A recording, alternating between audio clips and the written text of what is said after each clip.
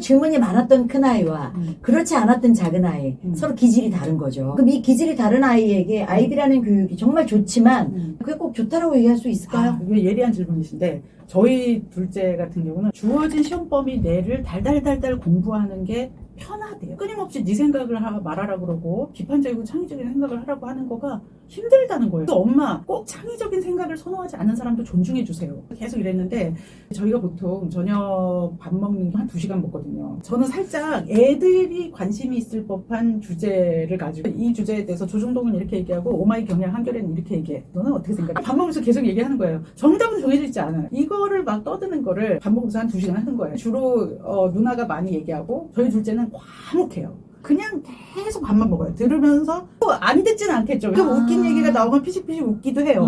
그렇지만 자기가 발언하진 않아요. 저는 내심 아들이라 그런가 얘가 자리가 싫은가. 그렇지만 자리를 떠나거나 화를 내거나 하진 않으니까 집에서 워낙 말이 없어서 사실 되게 걱정을 했거든요. 네. 학교에 갔더니 선생님께서 그렇게 말이 많다는 거예요. 그래서 무슨 소리냐. 네. 집에서 너무 과묵한데 쉬는 시간이나 점심시간이나 애들을 불러 모아가지고 이거에 대해서 조중동은 이렇게 얘기하고 너네 어떻게 생각해? 이거를 다 그걸 풀고 있더라는 거예요. 와 진짜 서당계 3년이면 풍을 얻는다더니 애는 스들었던 거예요. 그렇게 한다는 얘기를 듣고 저는 걔가 말이 많다는 걸 처음 들은 거예요. 3차 산업혁명은 단순 반복의 노동력을 대체하는 패러다임 전환이었다면 이제 4차 산업혁명은 뭔가를 배워서 알고 있는 데이터 기반의 정신노동자를 대체할 패러다임 전환인 거예요. 네네. 그러니까 뭘 많이 알고 있는 거는 이미 대체가 될 가능성이 크기 때문에 많이 알기만 한 거는 한계가 있고 그 안 걸 바탕으로 더 생산적이고 건설적인 다른 종류의 생각을 어떻게 해낼 수 있느냐가 훨씬 더 관건인 세상으로 갈 수밖에 없어요. 내 관점, 내 주제, 내 아젠다, 내 관심사를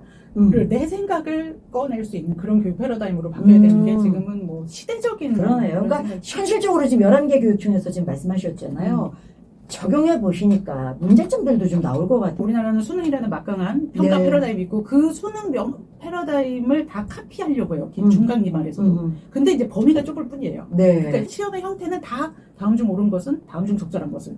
근데 누군가가 정해놓은 옳음과 적절함을 맞추는 거거든요. 그걸 얼마나 논리적으로 설득력 있게 완성도 있게 쓰고 말할 수 있는지는 안 길러요. 그러니까 이제 선생님들이 그렇게 평가를 할 수 없는 상황인데 일단 우리나라가 이제 그동안 혁신학교 같은 경우도 굉장히 그런 식의 노력을 많이 했어요. 근데 혁신학교가 태생적으로 한계가 있었던 이유 중에 하나는 대입을 못 건드려요. 교사들이 아무리 헌신적으로 노력을 해도 결국은 대입은 수능을 봐야 되니까. 그러니까 이제 한계가 있는 거죠. 근데 아이비는 대입을 가지고 있어요. 아이비를 하는 친구들은 우리나라 수능을 안 봐요.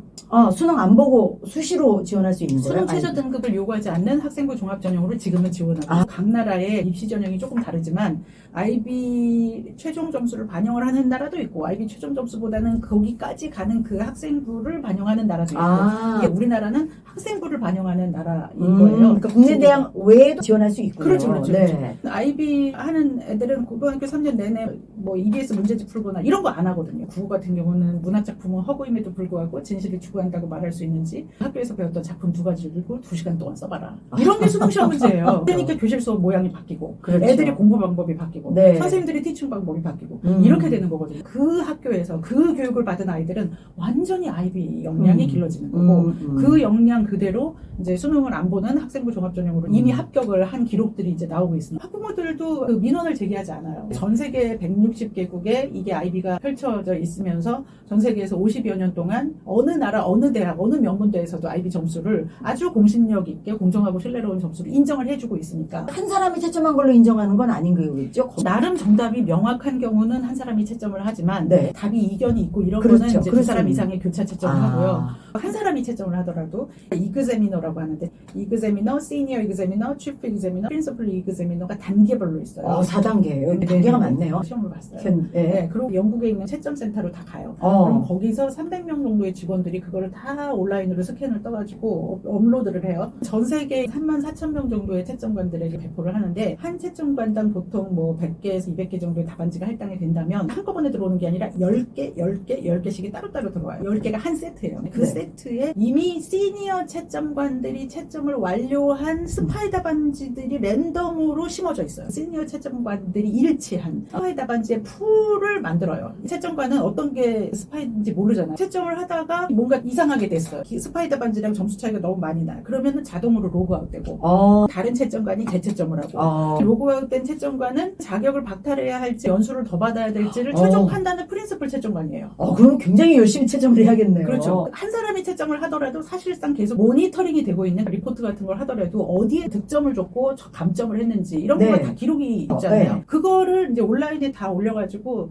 중앙에 있는 채점 센터에서 몇 개를 랜덤으로 리뷰를 해서 이 선생님이 부풀리기를 했다 그러면 그 학교 전체 내신을 다 깎아요. 그러니까 굉장히 채점에 신중할 수밖에 없고 중앙에서 모니터링이 되기 때문에 민원을 제기하는 것 자체가 의미가 없는 거예요. 궁극적으로 그 안에 있는 교사들의 평가권을 보호해주는 시스템. 그래야만 그 평가하시는 분들도 마음을 놓고 평가할 수 있죠. 네. 아이비를 전국에 도입하자 개념이 아니라 단기적으로는 자는 애들을 깨우는 수업 시간에 90애들이 엎드려 자잖아요. 자기 생각을 얘기해야만 하는 수업이다 보니까 일어날 수밖에 없어요. 장기적으로 봤을 때는 일부 시범학교에 도입을 해서 아이비식으로 가르칠 수 있는 선생님이 양성이 되고 채점관들이 우리 교사들로 해서 교과별로 수백 명의 풀이 형성이 되면 네. 우리나라의 수능과 내신의 패러다임을 선진화할 수 있는 가칭 코리안 바칼로레아를 만들 수 있다고 생각을 합니다. 그걸 위해서 하는 거예요. 아이비 교육에 만족하시면서 키우신 따님의 진로 뉴로사이언스를 전공했어요. 네. 그러니까 뇌과학인데 얘가 어렸을 때부터 수포자였거든요.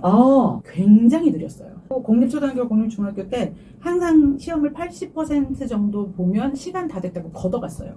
그러니까 20%는 손도 못 대는 거예요. 그렇게 느렸어요. 그래가지고 정말 선생님으로부터 어머니 얘를 집에서 기타는 좀 시켜보시죠.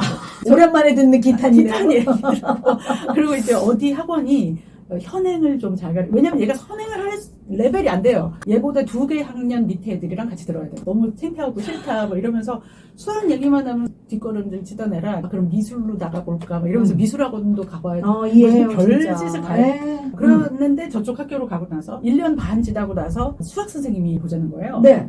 영국인 선생님인데 네. 어머니 이 아이를 수학자를 만드시죠. 일평생 수학이 느리다는 소리를 들었는데 그 무슨 소리냐. 이 아이가 느린 부분은 계산일 뿐입니다. 그런데 수학자는 계산을 하지 않습니다. 계산은 계산기가 하는 겁니다. 저는 수학자가 계산을 안 한다는 소리를 진짜 태어나서 처음 들었어요. 수학자는 수학적 사고를 하는 사람입니다. 이제 그 선생님께서 하신 말씀이 한 페이지까지 질문이 나오는 어려운 문제를 시간 제한 없이 중학교, 고등학교 전교생에게 뿌렸는데 얘 혼자 풀었습니다. 시간 제한 없이. 난제를 풀어내는 수학적 사고력이 있다는 거는 국내 공교육에서는 단 한 번도 발견되지 않았어요. 왜냐면 그런 테스트는 해본 적이 없어요. 난제를 푸는 능력은 다른 종류의 사고력을 요구하는데 그런 사고력을 대한민국 수학에서는 측정하지 않아요.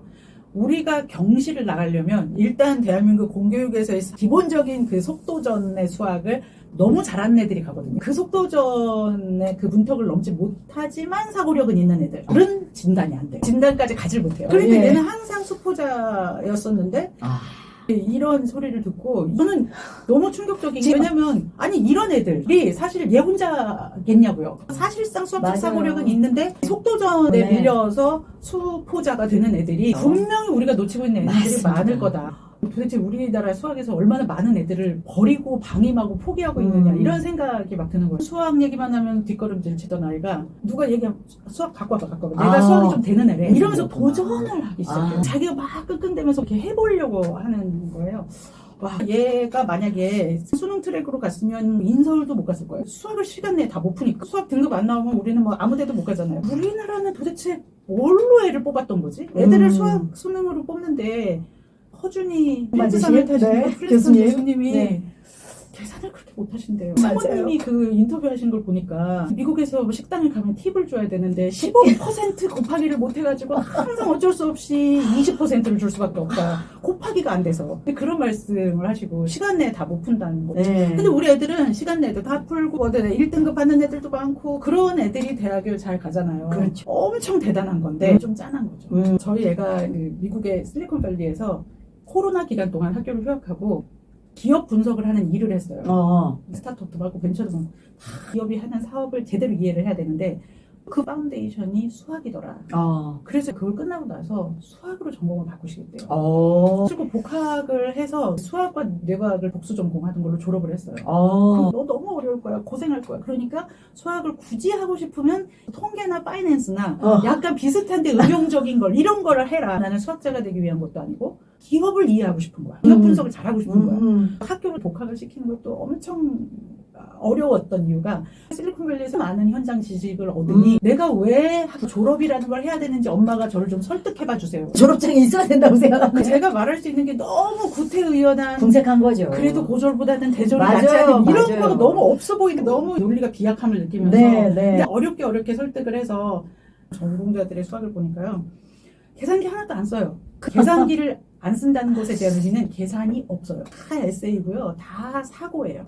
깊이 있는 사고, 세상을 어떤 방식으로 이해를 하고 구조화를 할 것인지에 대한 그 언어를 배운다의 개념이기 때문에 이게 산수 계산 이거하고 수학하고 이렇게 다른 거구나. 제주에 있는 농어촌 지역이거든요. 거기에서 한 학생이 공부를 잘하는 친구가 아니었는데 IB에서 탐구 보고서를 계속 써야만 하니까 고춧가루에서 씨를 넣고 빨대와 씨를 빼고 빨대의 맵기와 식감과 영양과 이런 거를 비교 분석하는 탐구 보고서를 쓰느라고 실험실 귀신이 됐대. 그런 얘기를 하는데 눈이 반짝반짝이는데 이거에 관해서는 고등학생 레벨에서 전국에서 얘가 최고일걸요. 누구도 하지 않는 그런 주제를 발굴해서 하게 되면 충분히 AI를 조교처럼 활용해서 적극적으로 할 수 있는 거고 자기 주도적 관점에서 생각은 자기 거, 관심사도 자기 거, 테마도 자기 거, 문제 발굴력 같은 거를 기르고 사고 근육을 기를 수 있는 그런 교육 쪽으로 가야지만 4차 산업혁명 인공지능 시대에 우리가 대비할 수 있는 그런 교육이 되지 않을까. 아이들 어렸을 때 부모님이 충분히 아이비 교육의 기초적인 어떤 그 툴에 의해서 아이들과 대화하실 때나 소통하실 때 그런 방법으로도 충분히 교육을 좀 하실 수 있을 것 같아요. 부모가 정답을 알려주겠다는 생각을 버리면 돼요. 애들이 말을 안 들어서 힘들어 죽겠어요. 이런 학부모들의 얘기가 있어요. 제가 그거에 대해서 우리 애들한테 물어봤거든요. 그랬더니 그 엄마 말을 잘 듣는 게 걔 인생 전체로 봐서 그게 플러스일지 마이너스일지 누가 알아. 어렵다. 지금 시대가 바뀌고 있는데 그 엄마가 사랑으로 이라는 명분으로 해주는 그 모든 말들이 아이를 위해서 꼭 그게 정답인지를 시대가 변해서 공부에 대한 방식도 좀 달라졌고 아이들의 가능성을 보는 눈도 우리가 좀 다르게 해야 한다라는 말씀을 주신 것 같습니다. 서울대학교에서는 누가 A+를 받는가로 화제의 책의 저자이셨던 이혜정 교수님 모시고 입시 방식의 평가가 좀 달라져야만 아이들이 잠재력을 더 발휘할 수 있을 거라는 말씀을 쭉 들어봤습니다. 아이비 학교에 대한 화두가 커지다 보니까 내 아이가 아이비 학교를 갔으면 좋겠는데 못 가는 경우 어떻게 집에서 조금이라도 이런 걸 대비할 수 있느냐 이런 얘기를 하시는데 저희 애들한테 엄마가 했던 교육 방법 중에서 그래도 좀 그나마 효과가 있었던 게 뭐가 있냐, 좋았던 게 뭐가 있냐라고 물어봤더니 크게 이제 두 가지가 있는데 물론 저는 100점짜리 엄마는 아니었어요. 너무 바빠서 애들하고 많은 시간을 보낼 수는 없어요. 근데 저희 애들이 얘기하는 게 끊임없이 네 생각이 뭐니를 물어봐 준 거. 그거 좋았대요. 그때는 짜증이 났었대요. 그때 짜증이 났대요? 그걸 왜 물어보지? 그냥 답을 알려주면 되지. 저는 나름대로 생각을 얘기해요. 근데 그건 엄마 생각이고 너는 어떻게 생각해? 100% 묻다시피 했는데 오늘 일단 모른다고 얘기하면 알아서 그럼 생각해봐. 그리고 내일 또 물어요. 너 어제 그거 대답 안 했더라? 기억을 하셨나요? 아직 생각 중이래요. 그럼 계속 생각해. 그러면서 그 다음날 되면 너 그저께 그거 얘기 안 했더라? 이러면서 계속 물어서 결국은 자기가 어떻게 해서든 쥐어짜내서라도 자기 생각을 얘기를 하게끔을 그 질문을 이제 계속 해줬었어요. 그 당시에는 짜증이 났지만 지나고 나니까 되게 도움이 됐던 것 같다라는 이야기를 하고요.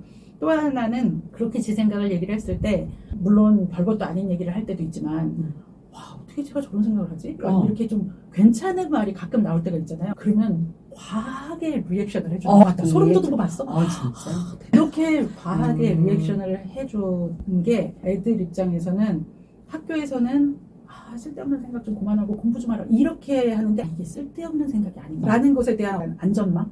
서커스 할 때 떨어질까봐 밑에 그물망 해놓잖아요. 그물망 같은 느낌으로 이거란 생각 해도 되는구나.